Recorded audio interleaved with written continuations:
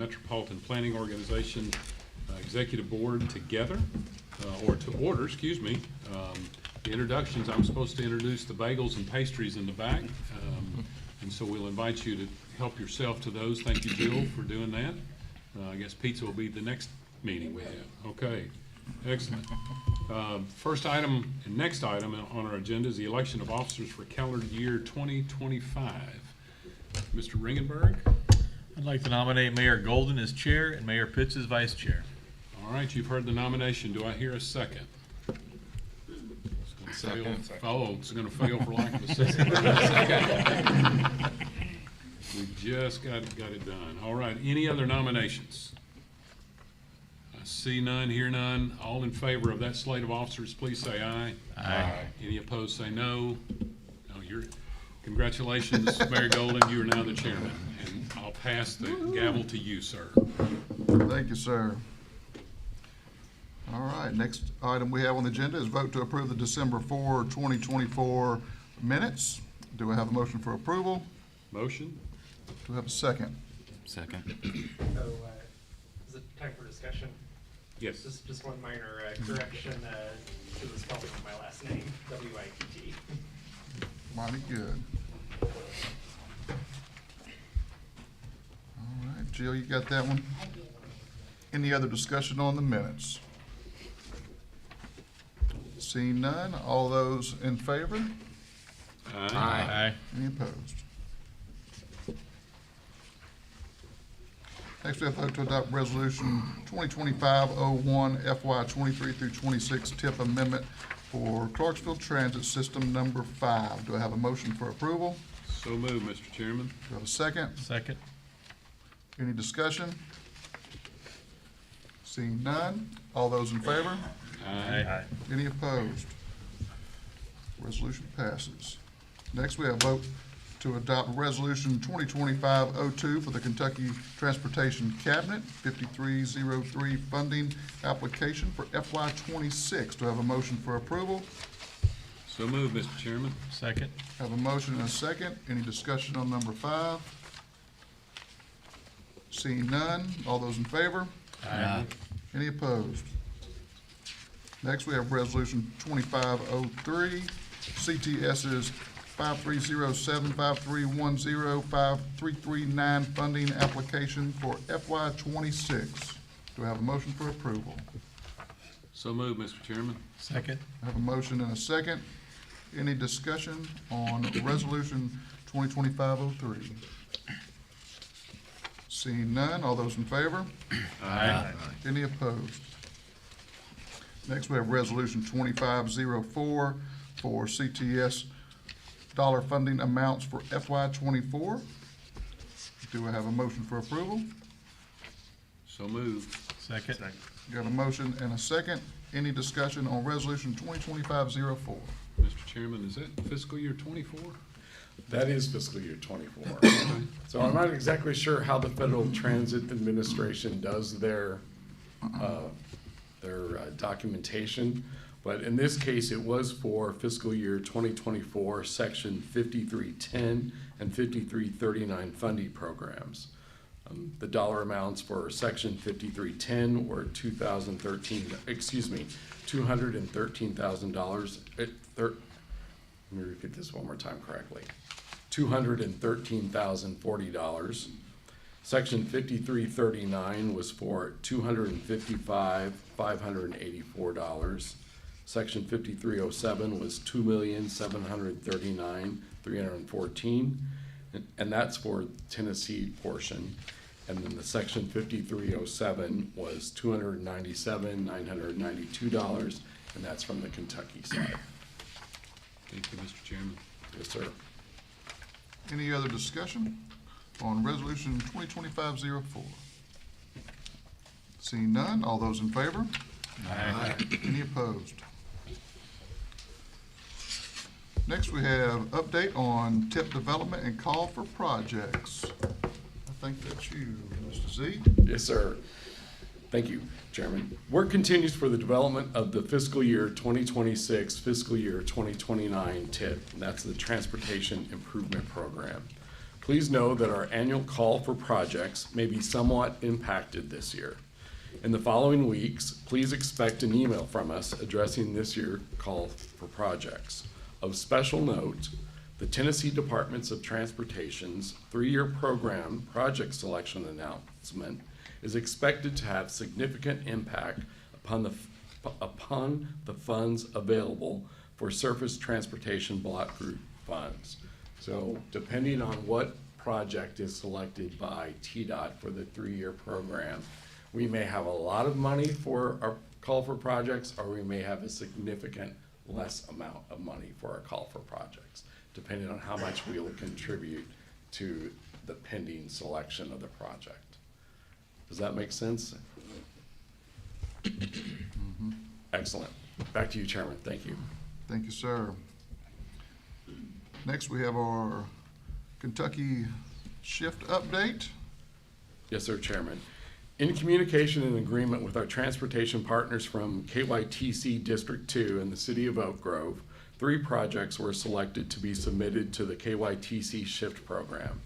The Kentucky Transportation Cabinet's Strategic Highway Investment Formula for Tomorrow, and that is our SHIFT program in acronym. Please refer to the last page of your meeting packet for supplemental and detailed information regarding the project selected to move forward. Please note that the widening of KY Kentucky Roadway 911 is moved into the construction phase, and it's no longer required to be in the SHIFT program. The latest project added to this list is for Hugh Hunter Road, and this is a widening of KY 115 to the state line.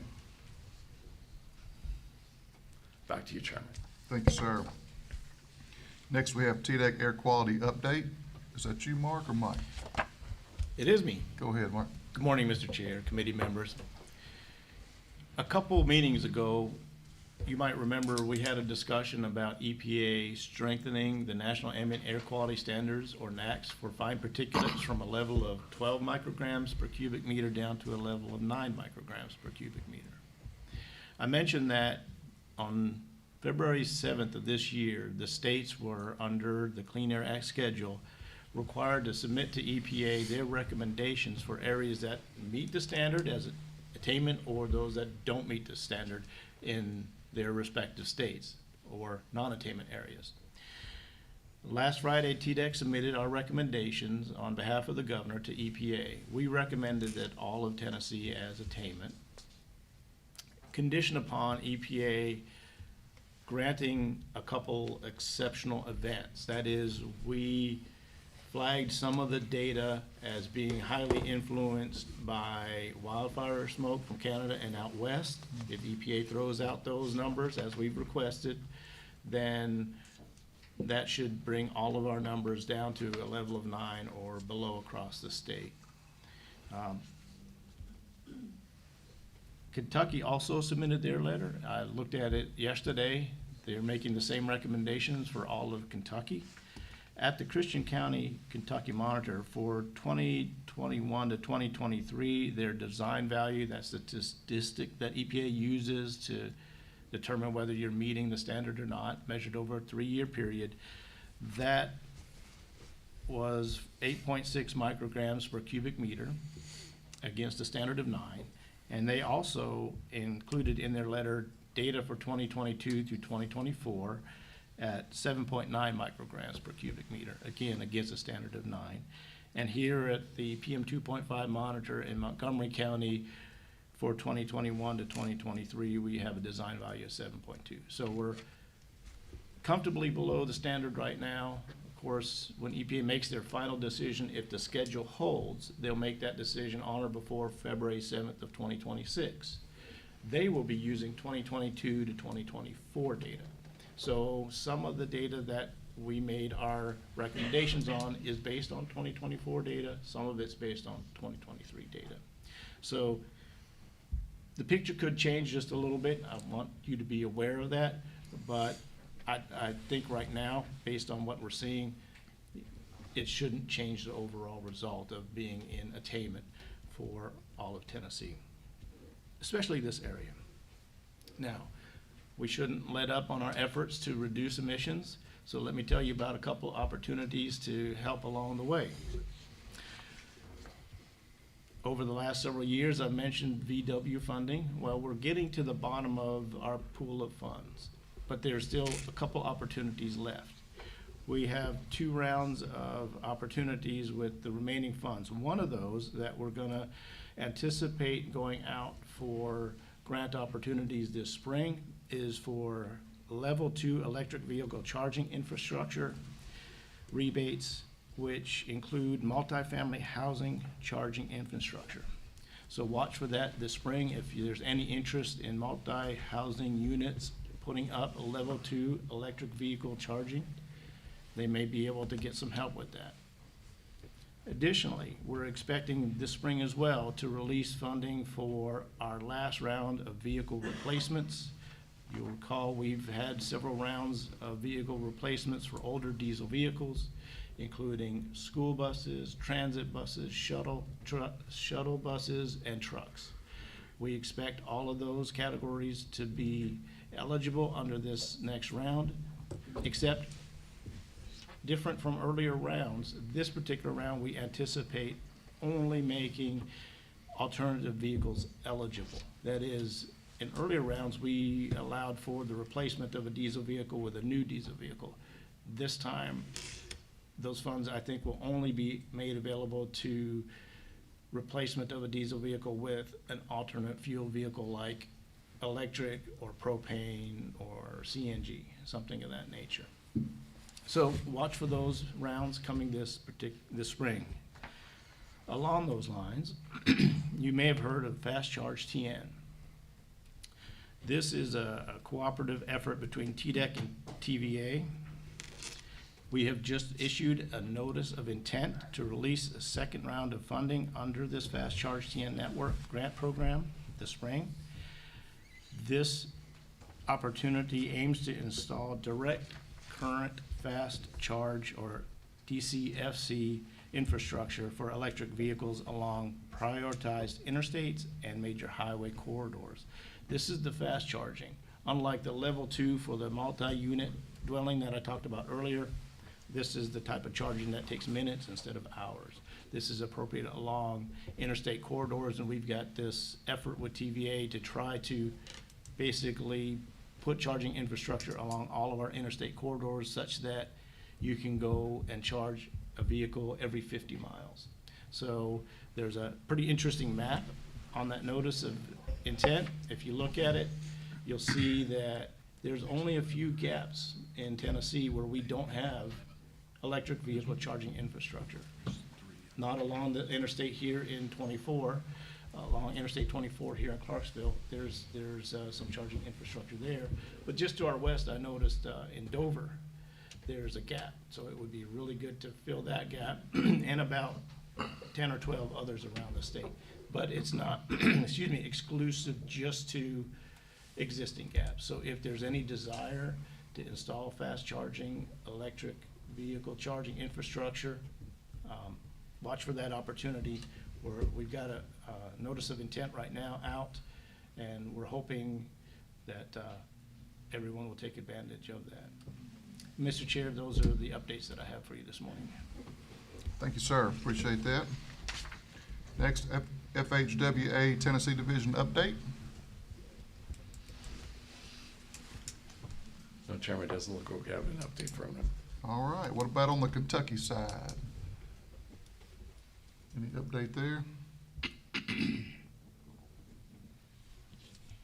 All right. Sir. Next, we have TDOT and KYTC updates by their representatives.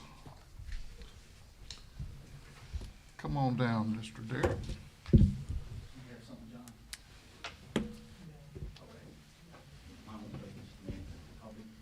Short and sweet. It's just been a while since I've actually got to update you all on a couple of projects and operations that we're working on. Last Friday, I-24 paving for 25 was let. So this stretches from basically the railroad bridge at 5.3, and this ties in at Trough Springs Road. So when that's done this summer, that should have all of I-24 in great shape as far as Montgomery County is concerned. I know you're probably, or the city probably has got some questions about Fort Campbell Boulevard and the striping since we paved that. We're basically just waiting on warm weather. Nobody wants us out there striping in the daylight. That would be a nightmare. So the paint is hard to see, but as soon as spring gets here, we'll go back and stripe that and it'll be good to go. Got a couple of more resurfacing jobs coming this spring, nothing major. Gary Matthews project is actually moving. They're actually pouring concrete now in that big hole when it's not underwater. And that's been hard to come by here lately. And the good old project that just keeps on giving out at Sango is still giving. We're on the last little leg. I know it's hard to see much progress at this point in time, but we're on the last little leg. We crossed our last hurdle the other day. We had one final issue down around Trailer Mart, if anybody knows where that's at. That's being resolved, so I'm not promising that they're gonna make it exactly on time in May of '25, but it will be in the next few months anyway. We just had one more hurdle to cross. The only other thing I got is I wanna introduce you all to somebody today. Effective March the 14th, I will be officially retired from TDOT. I'm leaving a little early. Object, Mr. Chairman. Can't do that. Too late. Jay's already signed my paper. I'm Oh. good. So in the interim, I want to this is Mr. Lee Rogers. Come here, Lee. I got to introduce Lee. Lee is currently my resident engineer, so he handles all of my construction projects out of my 3 construction offices that we maintain. I'm not saying he's going to be my successor, but in the interim, I will get you all to meet Lee once we get through here. So make sure you meet Lee. We'll give you his card and all his phone numbers. But I do just want to say it's been an honor working with you all. You all are one of my best. I've only got a couple of MPOs, but by far you all are the best I deal with. And I appreciate all that. We appreciate you and thank you for your service to Tennessee, brother. So do you all have any questions on any other? Mr. Chairman, the trash, Derek, on interstate and state routes, it's way out of hand. It is. And it's hard to, and I'm gonna say this, we can pick it up on the interstate and The next day. next day you can't. Of course, the interstates now, we handle that through PBMC. We have a maintenance contract for that. So they handle all the interstate maintenance, just like we used to. So just keep sending, if you get a bunch of extra complaints, just keep sending them to me, or in this case now Lee, in the interim, and we'll get those handled for you. As far as state routes go, we are down to 4 litter cycles a year, and that's not much when you're talking about a year.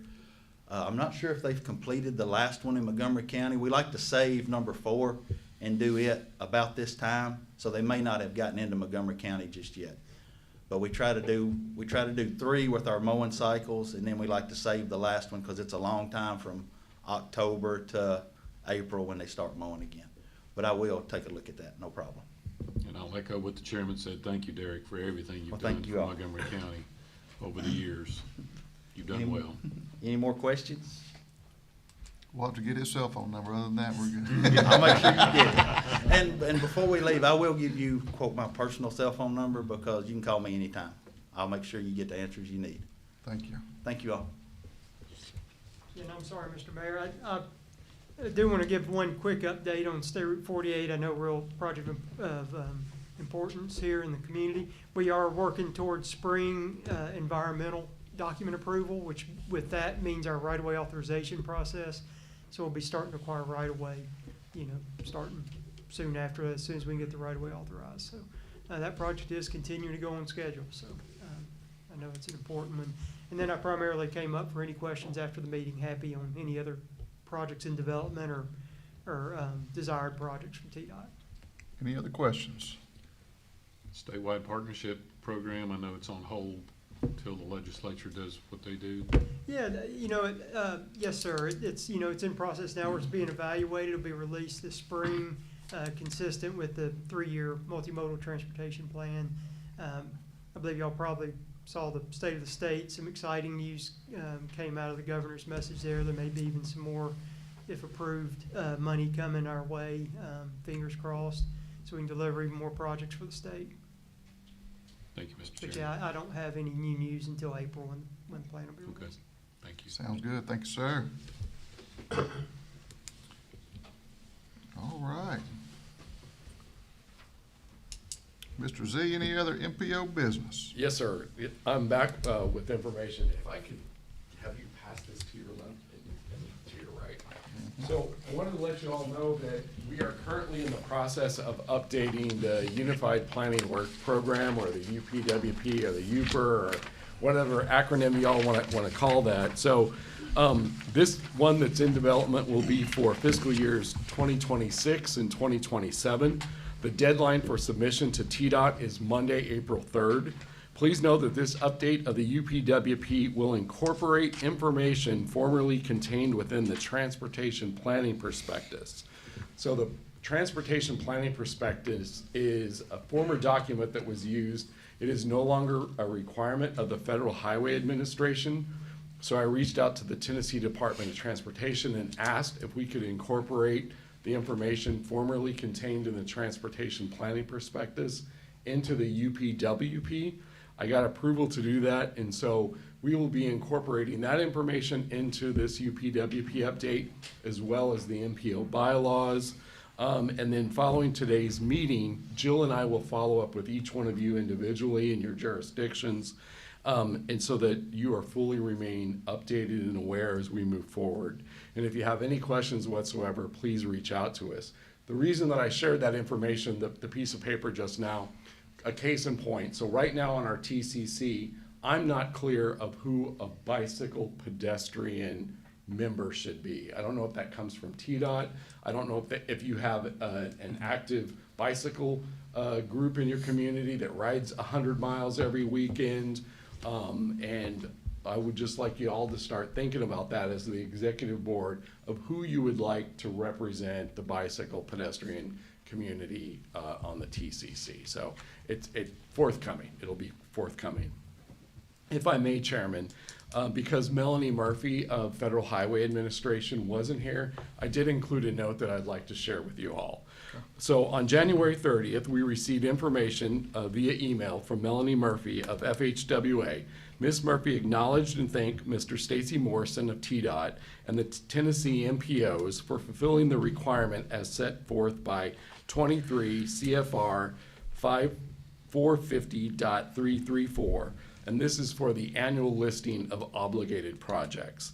The CFR requires that metropolitan planning areas on an annual basis, no later than 90 calendar days following the end of the program year, the state, the public transportation operators, and the MPO shall cooperatively develop a listing of projects, including investments in pedestrian walkways and bicycle transportation facilities for which funds under 23 USC or 49 USC Chapter 53 were obligated in the preceding program year.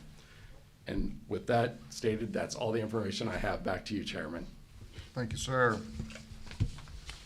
Does anybody have any other business for the MPO? All right, seeing none, without objection, we're adjourned. Thank y'all.